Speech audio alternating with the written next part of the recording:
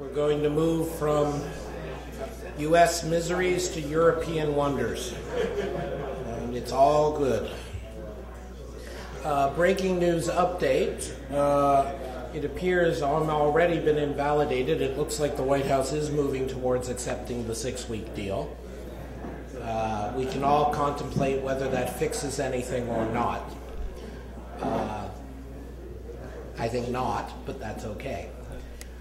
So, ladies and gentlemen, it's my pleasure welcoming you back for the second panel of our semi-annual Sovereign Economic panel, joint between Moody's Investor Services and Peterson Institute for International Economics.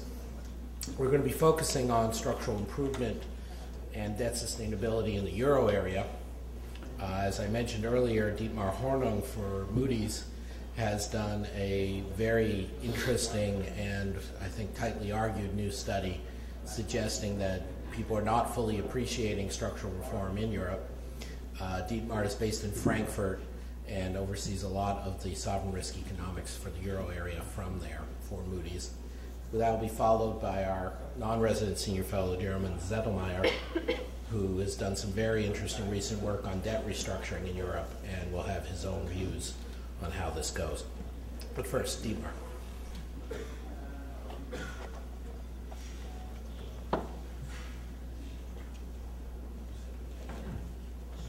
Yes, thank you, Adam. Very happy that I'm here speaking about Europe. We're not prepared to call the European debt crisis over at this stage, but it's certainly to be acknowledged that there is structural progress in Europe and that there is ongoing support, but our view is that given the fragility of the situation, there are significant event risks still. My presentation has basically 4 parts. The first part is on fundamental progress that we see. The second part is on the role of backstop facilities, both fiscal and monetary in nature. Then I will highlight the fundamental challenges that remain, and in the end, our baseline scenario and also our ratings are positioned to a continued and eventually successful model through in the euro area. Let me start with the fundamental progress over the past 3 to 4 years here, and the progress has 2 pillars basically. The first pillar is the macroeconomic progress, the second pillar is the fiscal progress, and particularly the macroeconomic progress is crucial here because, I mean, in my understanding, the origins of this crisis in Europe are of macroeconomic nature, and developments most clearly in Ireland and Spain, for instance, then translated and ended up on the government's balance sheet, the bubble-induced contingent liabilities that crystallized on the balance sheets of governments.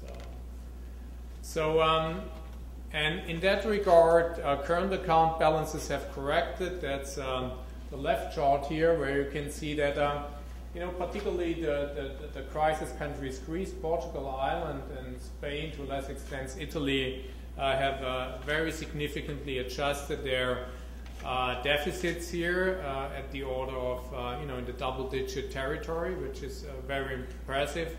And you can also see that within the euro area, the trade balance of the peripheral countries relative to Germany, this trade balance has improved, as can be seen from the right-hand chart here. So progress is ongoing, and it's also important to look at the sources of the adjustment here. And if you look here, one country after the other, you will see that, partly, particularly in Greece, it's a story of import implosion there. But, for basically all the other countries, there's a significant increase in the exports, and, that's encouraging for sure. Ireland is a prime example here, but, even countries for which you not necessarily think in that direction, Spain, but also Portugal, you're probably aware of that, particularly in the second quarter this year, Portugal made a big step forward in terms of economic activity normalization, and that was basically driven by net exports there. So on the right-hand chart, it's really net trade that drives the adjustments in the current account. And what's behind this improvement in the current accounts in Europe? It's an improvement in competitiveness in most countries, measured by unit labor costs in the left-hand chart, where you can see that Ireland has adjusted earlier than the other countries. Spain and Portugal move almost in parallel here. Germany, adjusted earlier, so now it's not a real issue that the wages have increased here. I mean, some people would even argue that's part of the rebalancing in Europe. And then you have the case of Italy, which is a specific case, to some extent a laggard in the euro area periphery here. And that can also be seen from the right-hand chart, where you see that most countries are above their 2007 level in terms of real exports. Italy is not yet. So, but important, there are improvements in competitiveness which explain the rebalancings on the current account side. And in a way, the rebalancing on the current account side is a precondition then for economic activity increasing, given that domestic demand remains subdued in the peripheral countries for the foreseeable future. So that's pillar one, macroeconomic adjustment. Pillar two is the fiscal adjustment here. And if we look at the budget balances, I think it's really impressive what has been achieved in the periphery as a whole. On the left-hand side, you can see that when this global crisis turned into a European crisis, then in 2010, the budget deficit of these countries was in double-digit region, and since then we've seen quite an impressive fiscal adjustment, which bodes well for the future soundness of the situation of public finances. And again, I think it's worthwhile to take a look in what's really driving these adjustments. And here, country-specific come to the forefront. Starting from left to right, France, the adjustment was not as big as in other countries and predominantly driven by revenue increases. In Germany, expenditure cuts. Netherlands and Austria to some extent balanced. And then you have Greece, where the adjustment is the biggest amongst all euro area countries. And significant expenditure cuts in Greece have been achieved. Then you have Ireland, where the adjustment was done predominantly on the expenditure side. Even so, it's a country with a relatively small government, so it's astonishing to some extent here. You have Portugal, where more on the revenue side was done, and Spain here is again a country where it's quite balanced, even more on the expenditure side. The next slide then looks even deeper into the structure of expenditure adjustments in the left chart here. And as you would expect, there's a crisis, you need to adjust fiscally. What's done the most easily is you cut capital expenditures, which is not necessarily good for domestic demand and potential growth going forward, but that's something that you can see in basically all countries here. On the revenue side, it's particularly interesting here to look at Ireland, where you can clearly see that these other revenues, these were taxes that were related to financial transactions and stamp duties.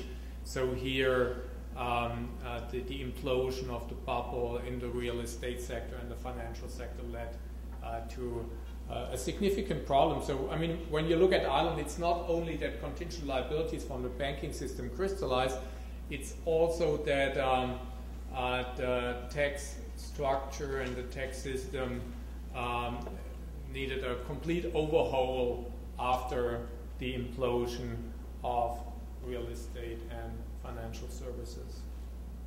But overall message is here that both on the macroeconomic and the fiscal side, significant progress has been made. And that's a chart that reflects how the euro area debt crisis compares to the Nordic banking crisis in the 1990s. And it gives you an impression how long such crises take until the GDP level from the pre-crisis stand is reached again. In case of Sweden, it took 4.5 years. In the case of Finland, 7 years. And keep in mind that both countries had, in a way, the advantage of a flexible exchange rate, which made the adjustment to some extent easier. And you can also see that the crisis in Greece, so that's the purple line here, to some extent, is for an advanced economy unprecedented in terms of severeness here. So the travails are still ongoing in Europe, but there is adjustment. I mean, I'm not prepared to call the euro area debt crisis over, but certainly this feeling of an imminent acute crisis has to some extent vanished. And here the role of backstop facilities comes in. Basically there are two phases. There's the pre-Draghi situation and the post-Draghi situation. And the pre-Draghi situation was characterized by that fiscal backstop facilities were meant to really address the issues, and these were important steps. The EFSF in 2010, now replaced by the European Stability Mechanism since 2012. But given their size, they are appropriate to address issues of relatively small countries like Greece, Ireland, Portugal, Cyprus, potentially Slovenia here.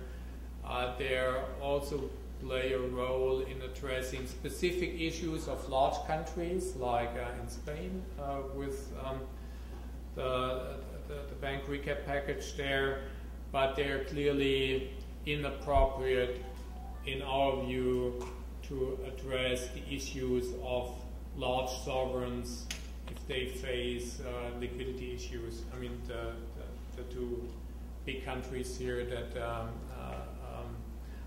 in summer 2012 came into the focus of financial markets are Spain and Italy. And if these two countries have issues, it's you need a monetary backstop facility. Just given the size of the outstanding debt of the two countries, and a country like Italy, it's probably not even meaningful to apply a strategy to take Italy out of the markets for 3 years. So I mean that would create that's not sensible economically. But the strategy of having a tandem of ESM and the OMT program by the ECB clearly, with hindsight, made a difference for markets and are one reason for the relative market calm that we've had since last summer 2012. And that's also reflected in how yields have developed over time. So what you can see here is that until August 2012, we had phases of very significant spread increases here, and you can also see that there is a significant correlation between the different countries here. And I mean, we certainly had shocks in 2013. We had the Cyprus crisis, which was very significant. We had issues in Slovenia. We had the kind of mini crisis in Portugal with the Constitutional Court there, which raised concerns. And quite recently, we had a quite tense situation in Italy again, where it was not entirely clear whether the latter government would survive the confidence vote there. And at all the occasions, there was no lasting widening of spreads here, so that's clearly different. I mean, there are two situations in the euro area that, in my view, needs to be distinguished. One situation where small countries get into trouble, and small countries are basically all countries apart from the big four here: Germany, France, Italy, and Spain. And then there are situations where really large countries would come into significant problems, and what that could create was obvious in summer 2012, also when Spain was in a very difficult situation at markets, and also discussions about Italy started. So we would certainly think that when one of these two large countries would get in a program, certainly a remote scenario for us, but one that we cannot entirely exclude, then that would be a shock of a different magnitude. And similarly, if there's a scenario in which countries like Greece or Cyprus would exit from the euro area, because that would also be unprecedented and would question the irreversibility of euro area membership. So these are the event risks that the title of my presentation speaks about. Progress on the banking union is important, because we also have the issue fundamentally here that we have a situation of euro area fragmentation, where the funding costs in the peripheral countries are significantly worse than in core European currencies, and that's something that has the potential to provide headwind for real convergence in the euro area. And I think that's key for the viability of the euro area, that we eventually see a convergence from peripheral and countries. I would leave it there for the moment, and for us, I said we're certainly not currently in a way the acute phase of the euro area debt crisis has vanished, but if we want to describe this new euro area normal in a way, it remains fundamentally and structurally very difficult situation and challenging situation, because it's characterized by a low growth environment. So we have a resumption of growth, but it will remain subdued for a longer period of time. We have a situation of relative market calm, but as I pointed out, there's certainly the risk that contagion could re-emerge if events would happen. It's also, thirdly, the euro area reality is characterized by very high debt levels. I mean, if you go through the slides that are in the package, you will find that debt to GDP, for instance, has not leveled off in the countries.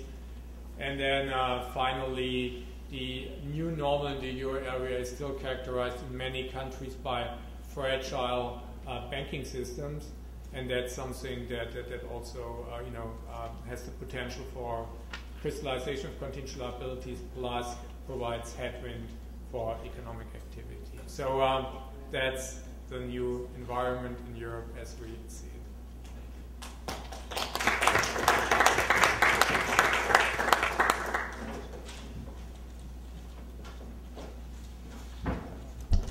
Thank you very much. It's a pleasure to have this job. It's great. I mean, basically, Adam and I are free riding on these nice presentations, right? So, so we don't. Just like Adam, I do not have a PowerPoint, but unlike Adam, I'm not good enough to simply speak without notes. So I did come up with some notes for myself. So I think what I'm going to say is, well, first of all, I'm obviously not speaking for EBRD. The Peterson Institute couldn't care less if I were speaking for them or not, except if I were to say anything against free trade, which I'm certainly not going to do. And so basically, I'm going to be a little more, perhaps pessimistic, a little more controversial than what we have heard so far, but not so much that it's going to really get me in trouble with anyone, hopefully. So I'm going to essentially go a little deeper where Dietmar kind of left it off, namely what characterizes the new normal, and to what extent is the new normal a satisfactory situation? I mean, it's kind of pretty obvious that it's not, right? But to what extent can we expect the new normal to turn into a more satisfactory situation if just left by itself?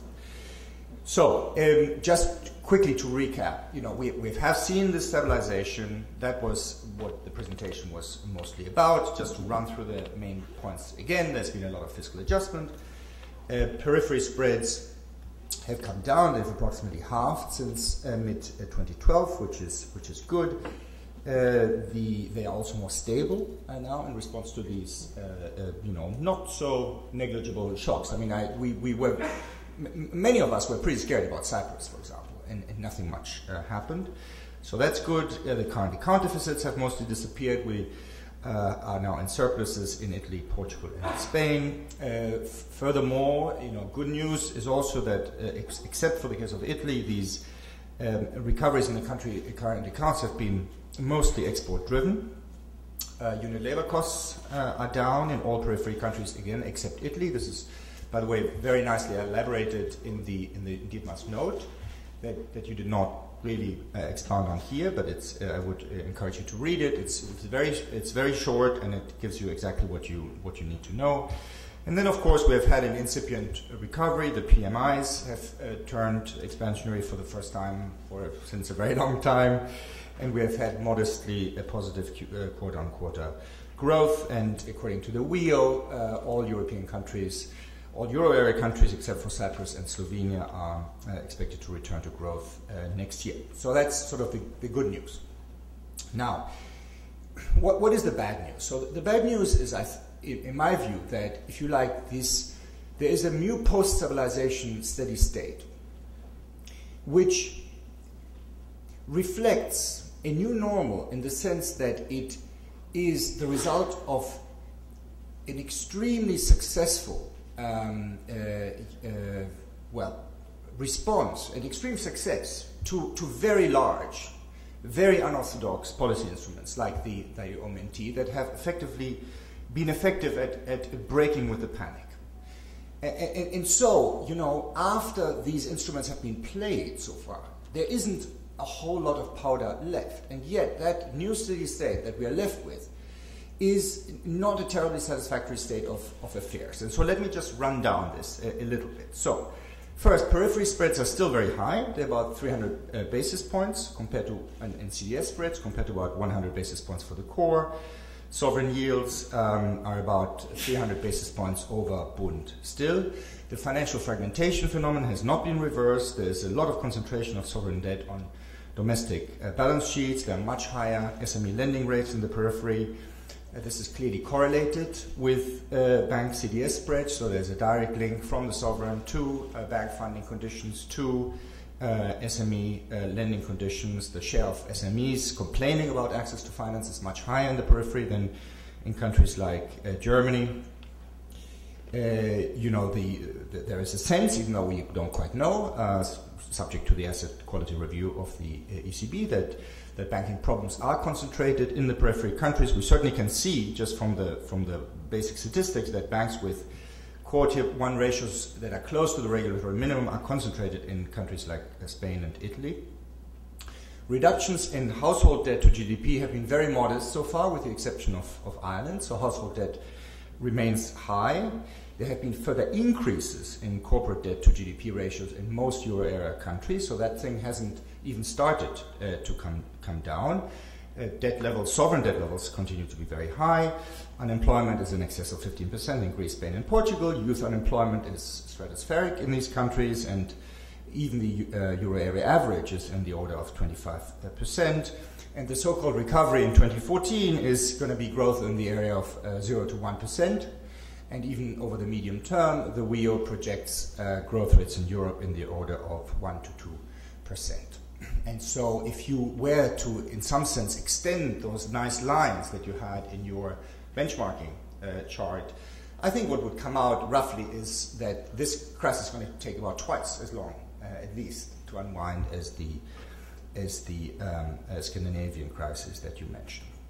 So now, even with this, you know, kind of pretty dark picture, I think you can take a view which is, because the situation is now fundamentally stable, as we have seen from the fact in which financial markets have reacted to these shocks lately.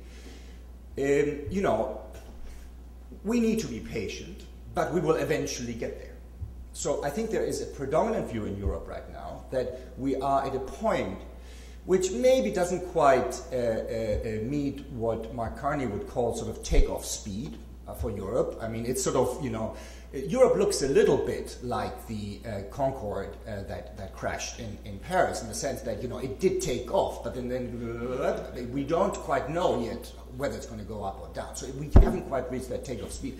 But there is sort of a confidence that that because it's a fundamentally stable situation, eventually, if we're just patient, the takeoff will come. And so, in my view, that is the really important question. And the reason why this is an important question is that, remember, after all, we are talking about rich countries. So if it were true that we have a stable situation, that all we need to do is wait for another 10 years for things to recover, that's much less bad than, say, the lost decade in Latin America, where waiting for 10 years means huge welfare losses, right? In Europe, it's waiting with nice street cafes, nice leisure, and hopefully solid social welfare systems that can really minimize the damage for the poor, right? So the question is that the situation in which we're in? And I think there is a sort of majority view I would think in Brussels and probably in many of the core countries that that's the situation we're in. And here's where I'm really not sure. So I'm not sure that these post-stabilization steady state, this new normal, is a self-correcting over time. And so to put the question a bit more precisely, so assume that stability is maintained, say via the OMT, and assume that the world economy outside Europe does not take a big turn for the worse, like, you know, default in the US or something like that. Can we expect both continued recovery and a slow improvement of this post-stabilization steady state in the direction of healthier balance sheets, financial reintegration, and improved competitiveness in the periphery? And so my personal answer to that is probably not. And essentially the deep reason behind that is that there are some really inherent fundamental tensions between recovery and these structural improvements. And some of them are just a consequence of the dynamics of adjustment and balance sheets and demand. So it's really just about macroeconomic fundamentals and the way in which they connect, whereas one is in my view, a policy-induced reason. So I'm going to just list these four tensions. So the four reasons why the situation might not be self-correcting. So the first one reflects a causality from recovery to the undermining of these supposedly structural improvements that we have seen right now. So one thing that the Moody's paper that is in your folders very nicely shows which wasn't particularly emphasized in the presentation, but it shows it very nicely, is that, you know, except for Greece and Ireland, the unit labor cost improvements that we have seen in peripheral countries reflect productivity gains due to labor shedding and not wage reductions. Now, Greece and Ireland are two pretty important exceptions, but remember, these are, particularly in Greece, completely depressed labor markets. I mean, it just reflects the impact of huge unemployment. So what is really not clear, except possibly in the case of Ireland, is whether any of these competitiveness gains will survive a cyclical recovery. Okay, so in that sense, there is a tension between recovery and these adjustment gains, right? It's going to be very hard to have both. Okay, the second tension goes the other direction. So this is about structural improvements undermining the recovery. And so what I have in mind here particularly is the deleveraging and the balance sheet adjustment. So that has barely started. And unless we have much more supportive demand conditions that somehow come from outside the private economy, so that could be either the public demand, or it could be demand from outside the Eurozone, this is going to delay recovery for several years. And I haven't talked to either the Euro area team at the fund or the WEO team, but I would imagine that the reason why we still have in the WEO 1% growth rates, 1 to 2% growth rates projected in 2018 for those countries have to do a lot with that, with just the drag from this coming down, you know, over many years slowly from these highly leveraged positions. Now, an additional worry, and here I'm completely in the dark, so people like Nicolas Véran or Jacob will know more about this, is that I'm really not sure to what extent one would also have to fear a feedback from stagnation to new balance sheet problems, right? So far we've only talked about the existing balance sheet problems and deteriorating asset quality of banks. So in other words, what is the stall speed, if you like, from the perspective of bank balance sheets? When do you start getting a new flow of non-performing assets, and what is the sort of the critical growth that you need in a place like Italy to prevent this? And so if that critical growth is something like 0.5%, then, you know, it really matters that we should, you know, press a little bit on the accelerator as far as growth to prevent that from becoming an unstable system again. And then the fourth and most insidious trade-off, in my view, the one I'm really most worried about, and I really don't know very much how to deal with it, is the supposed trade-off between structural reform and high unemployment. So, actually, Adam briefly referred to that when you were talking about the ECB and Berlusconi, but I think there is a pretty entrenched view in places like Germany and also at the ECB that structural reform will only happen, will only continue to happen in the peripheral countries if unemployment stays high and if growth stays low. So that in some sense the continuing recession and continuing social suffering is the price that Europe has to pay for structural adjustment. And if that's true, then by definition you can't have both. I mean, you can't have a recovery and you cannot have both structural improvements at the same time. What worries me is that this position is actually supported by some intellectuals from peripheral countries. So there's a very nice paper by Samuel Bentolila, a Spanish labor market economist, with two colleagues that shows that the duality of labor markets in Spain really means that you only get the political economy of reform going if unemployment rates go above 25%, because that's only when the people on the permanent contracts really start hurting, and those are the ones that have the political influence. So the bottom line, and I'm almost done, is we could see a new normal, which I would define as this combination of stagnation and partial adjustment that is not self-correcting, that could persist for a long time and is not ultimately very stable. And I haven't even started talking about the asset quality review next year and what that might do.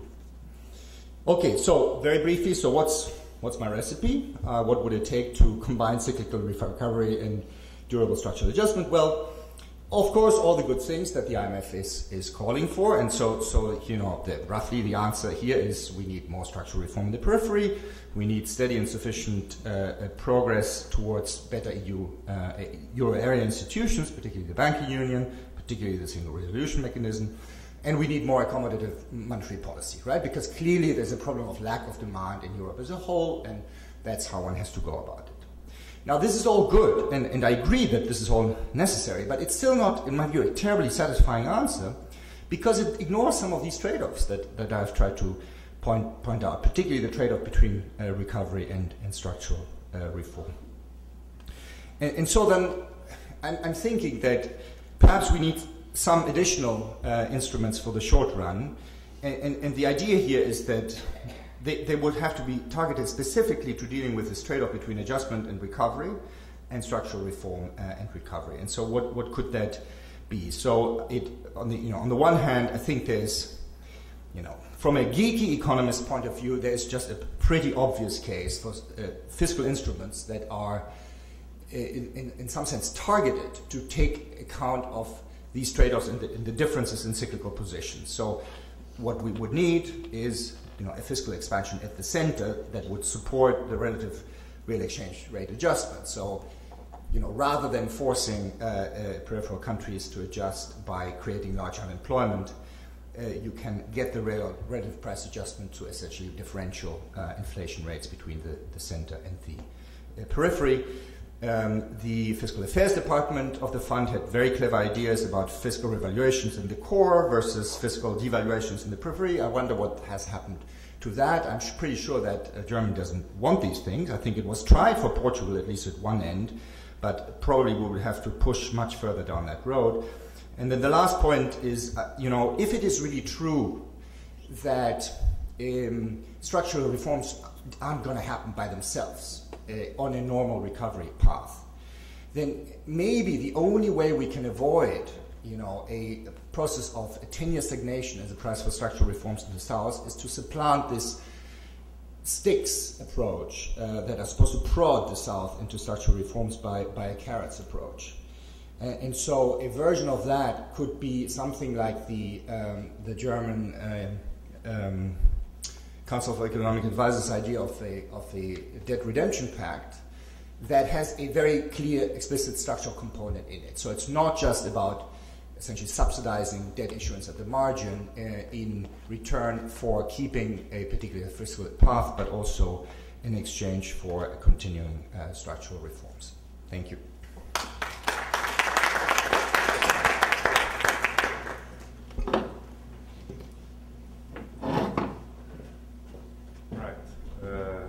Thanks so much for the two of you for this dose of Teutonic optimism.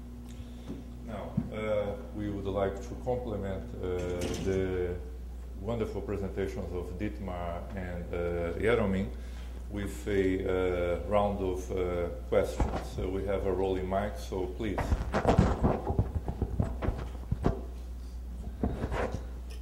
And we are go now. So, Zoe, please.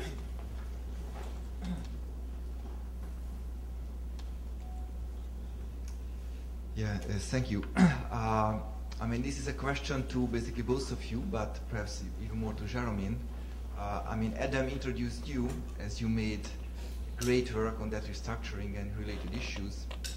And if I listen to all of what you said, you seem to imply that the debt overhang problem, both in the public-private sector, could be resolved at least on the targeted remedies that you mentioned. You did not list possible debt restructuring.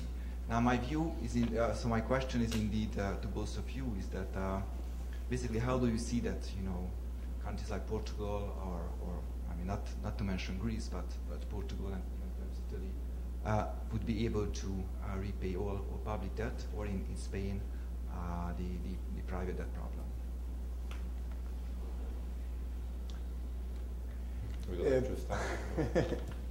Okay, so the reason I didn't mention debt restructuring is because it doesn't.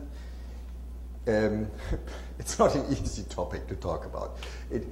Sovereign debt restructuring, right? It doesn't play a very obvious role in getting out of this new normal, structurally unsatisfying steady state. And the reason for that is that,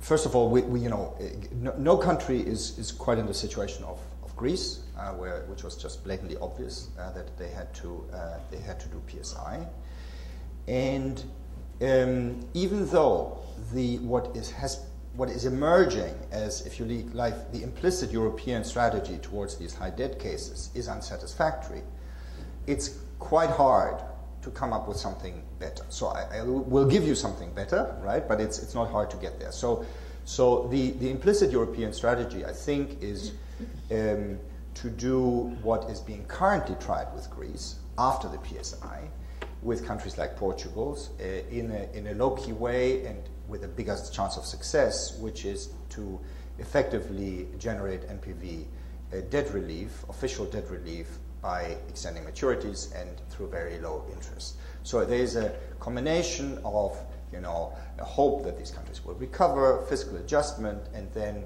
some gentle debt relief from the official side, which is not made very public and does not take the form of upfront debt reductions.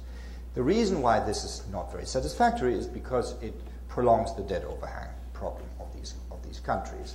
So you are left with a situation as a private investor where you are not quite sure how the effectively permanent low-level negotiation between the country where you are in and its official creditors is going to pan out. And it might pan out in a way that suddenly much higher taxes are required, which is not good for you. It might pan out in a way that perhaps PSI is required after all, which is also may not be good for you. So it creates a situation of uncertainty, which is not good for investment in private recovery. Now, the problem is that I do not think that there are easy PSI options on the table left after Greece.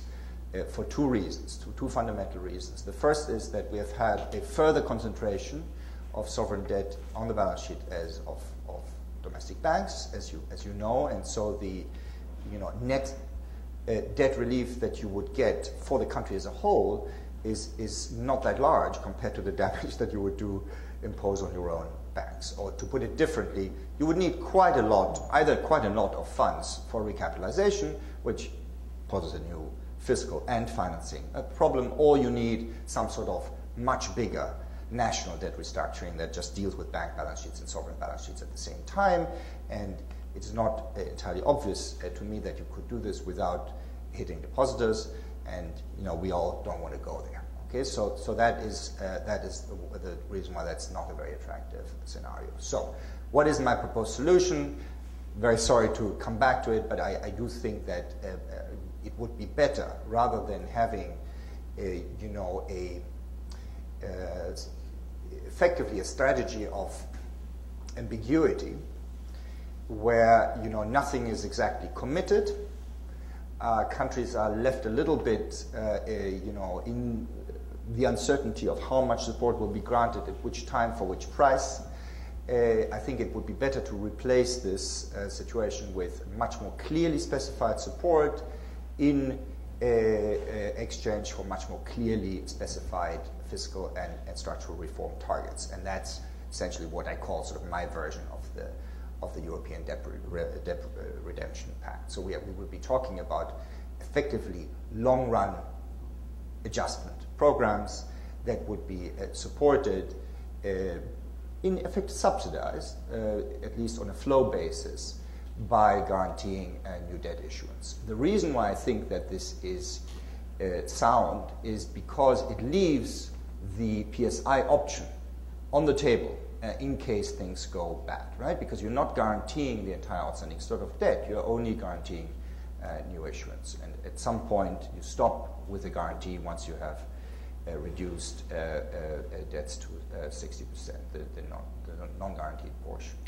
Thanks, Jeromin. Dietmar. I mean, we have in the periphery quite different countries, and Greece is a clear outlier here in terms of the economic weakness, the institutional weakness of the country. So, I mean, if you compare it to Portugal, for instance, the institutional strength in Portugal is quite different. On the economic side, progress is made. In case of Ireland, both economic strengths and institutional strengths are better. So the PSI for Greece does not necessarily imply that that's a route for the other countries as well. And currently we are particularly looking at Ireland and Portugal here, and both are have been quite successful in their programs. I mean, for Ireland, they complied with the targets. In case of Portugal, they complied to modified targets, but it needs also to be said that the fiscal targets for Portugal were much more ambitious than for Ireland in the first occasion.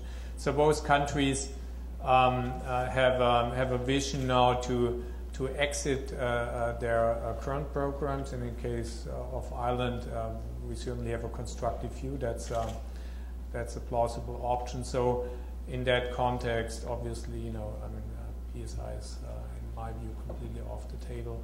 And in case of Portugal, given the economic growth outlook, that sustainability in the long run and solvency is not as clear as in Ireland, where we expect higher economic growth going forward.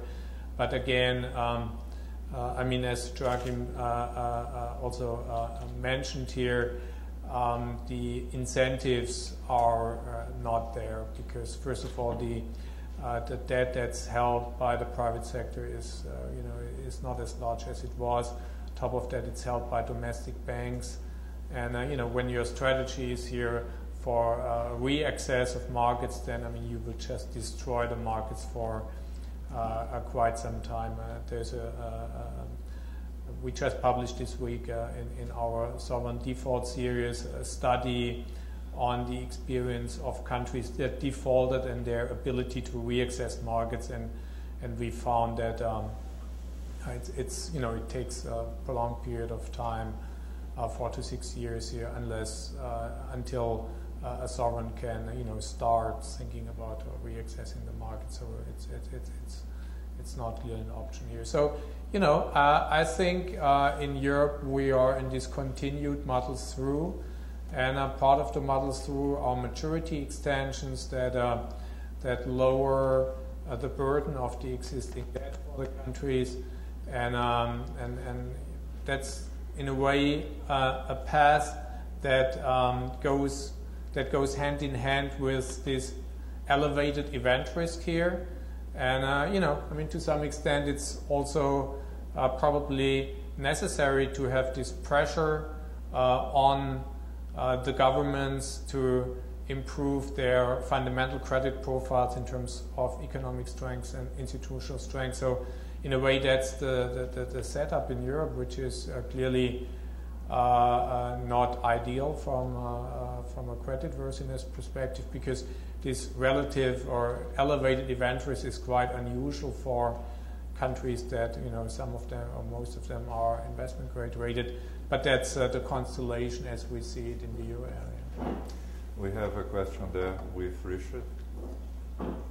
You raised your hand. I remember clearly. I did a while ago. Yeah, sorry. If there's time for one more, the asset quality review.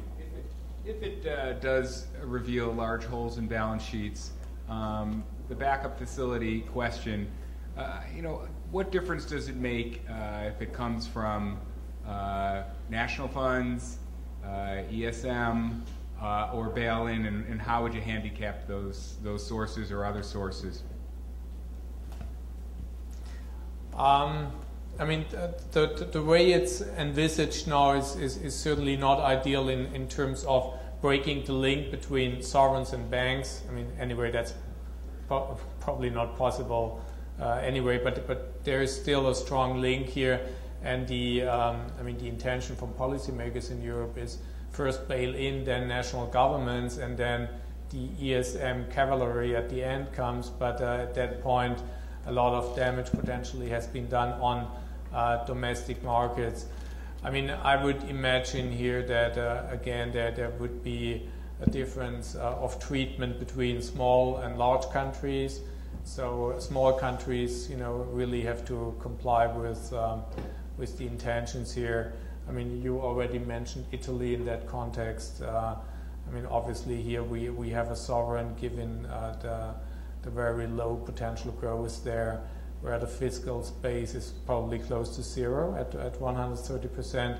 So here we, in this in a tail risk scenario in which recapitalization of banks would be necessary and would not be done by the private sector, there we would have an issue. But I could anticipate that in such a scenario there would be flexibility on the European side. I think that we have time for one last question. Please, Fred. I read both of you, particularly Jeromin, as saying that the most likely outcome is what I would call high-level stagnation, indefinite future. So, three questions. A, is that a fair characterization of what you said? B, is it socially stable? And C, is there anything by way of a major external positive shock that could improve the situation in a favorable direction? The only thing I can think of, and I'm not even sure that would go too far, is a depreciation of the euro to, say, parity with the dollar, and try to get a big boost to exports of the region as a whole, realizing a lot of that would be Germany, but still a fair amount would spill over to the periphery. But those are three questions if the characterization is right, and that is really my primary question. Okay. I would ask Dietmar to start the reply, but just as a point, the euro roughly 10 years ago was actually 0.7 to the dollar, so it went even lower than that. Yeah, no, With I'm that, aware of that. I'm not advocating that, incidentally, but it's a free floating currency. So. Economic growth in Europe will be low for the foreseeable future, and it's not.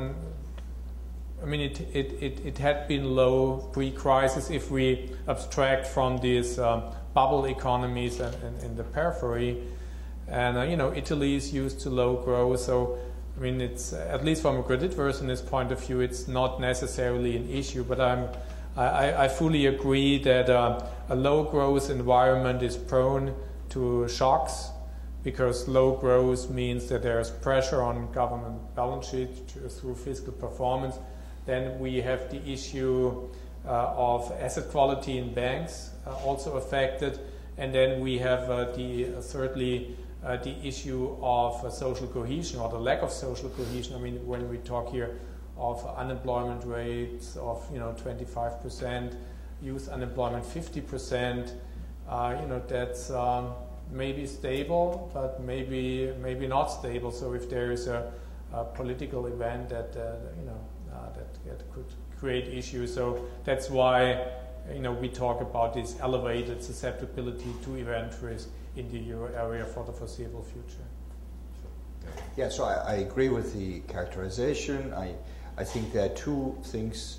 I mean, the only tweak, I guess, is that it is stagnation at a high level, but in the sense of these are wealthy countries.